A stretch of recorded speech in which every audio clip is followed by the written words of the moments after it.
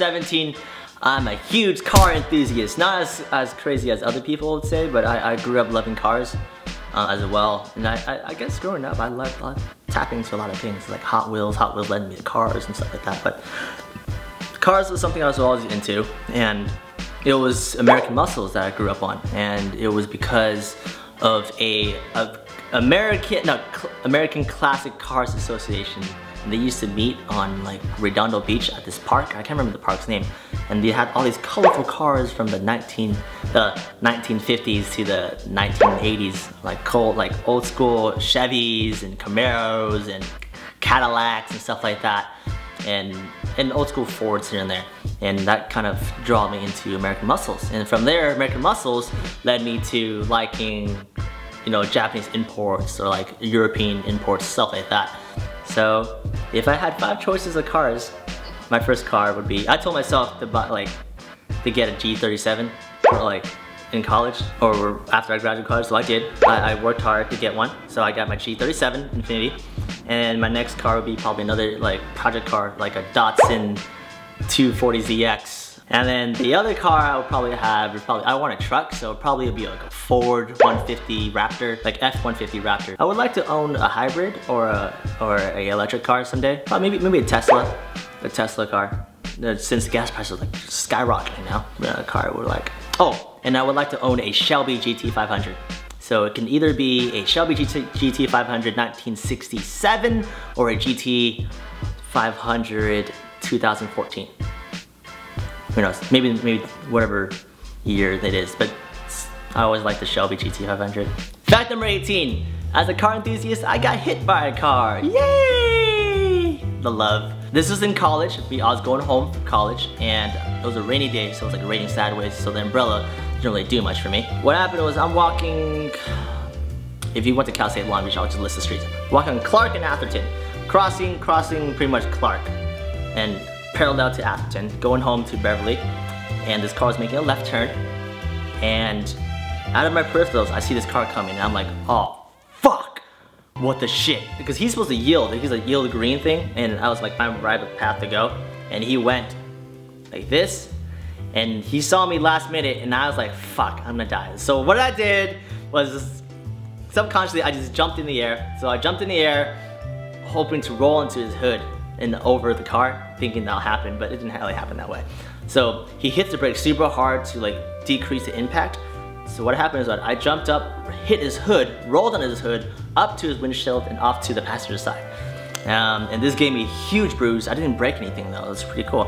And I got a huge bruise from my hip all the way down to my leg here. And I hit it pretty hard. And I was soaking wet, covered in mud and all this oil and grease shit. And I was like, fuck. What the hell am I gonna do here, man? This sucks. And I was like, oh my god, I lived. And he's like, this guy runs out of his car panicking like, oh fuck, oh shit, hope he's okay. I stand up and I'm fine, he's a student. I told him, dude, just go home. You know, go home. Just watch out where you're going and continue life from there.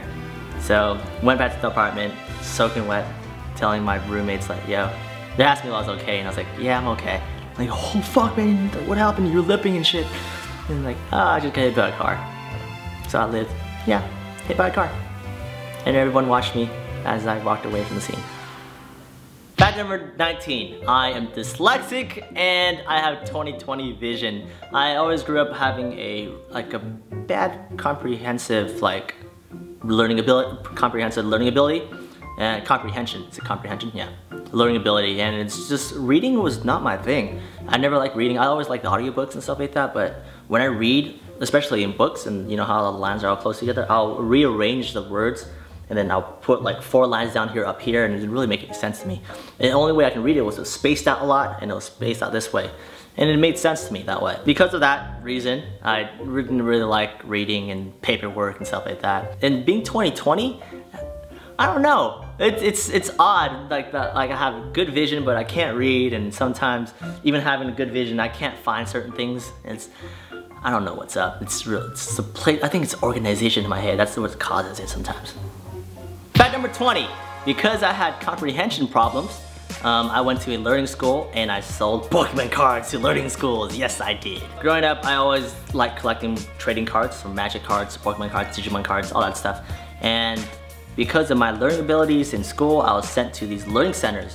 And these learning centers, what you did was, if you did good on a test or a worksheet or homework, they give you tokens, and you exchange these tokens in for prizes that they had. And what happened was that I saw them having like random prizes that kids didn't really like. And they had these little Pokemon things, but weren't Pokemon cards. So all these kids in here, I knew them because they were at my school or like schools next door or whatever it is down the street. And they like trading cards. So what I did was secretly behind the doors, instead of earning tokens and doing my homework, I sold Pokemon cards to the center, saying these are rare and these stuff like that. And I hustled extra Pokemon cards I had.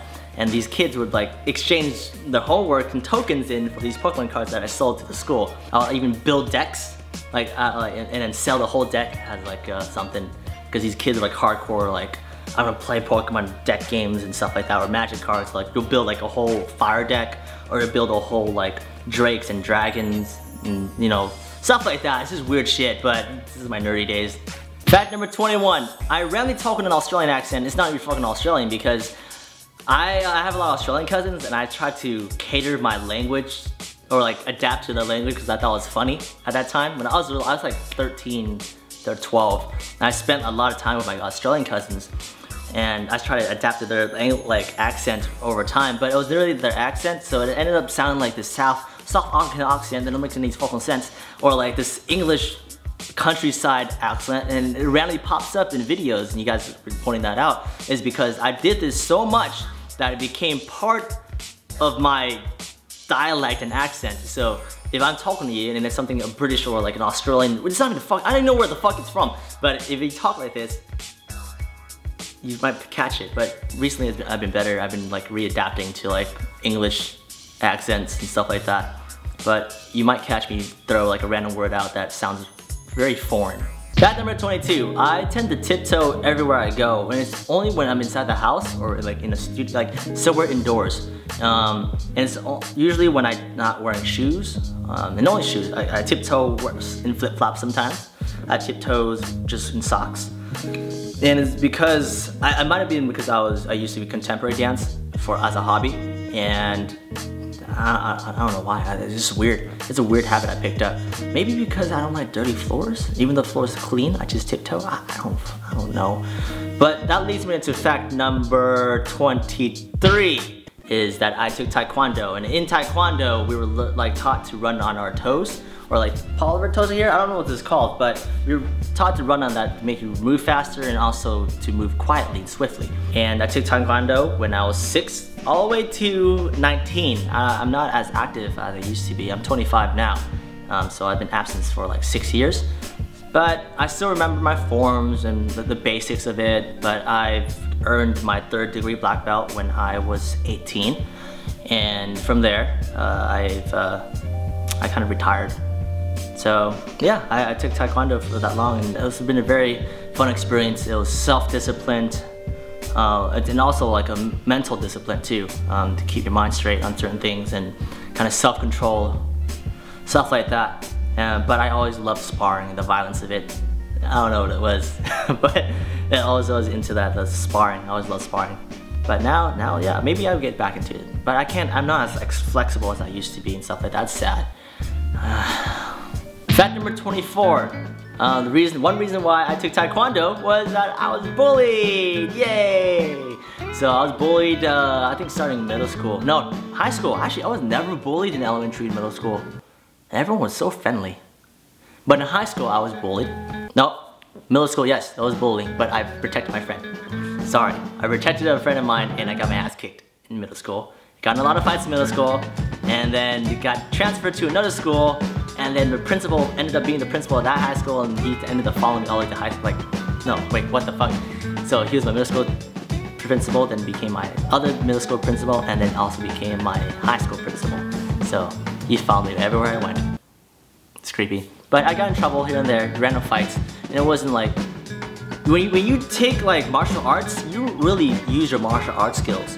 You usually there's no rules when it comes to street fighting. I definitely utilized a lot of my elbows and knees, and it's just a lot of cheap things, but it definitely injured people, and I also got my ass kicked too. So, I try not to get in trouble, but being bullied, but sometimes, you know, Taekwondo is always about self-control, and you're not the person who attacks and stuff like that. You like avoid bullying as much as possible. You're very passive about it. You don't like talk up to them. It's like, oh, whatever, okay, I'll just apologize. And that's also the Asian culture too.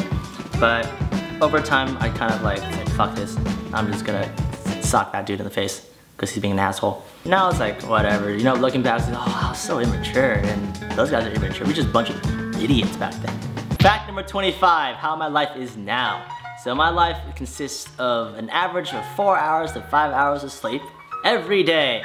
And sometimes I don't sleep, and that's really bad. But if I had a choice, I wouldn't sleep, and I would do it because I'm always interested in flexing my minds in random places, or even if I'm not being productive, I like to do other things, and it's weird. I like staying up, but I do enjoy the energy that I gain from sleeping too.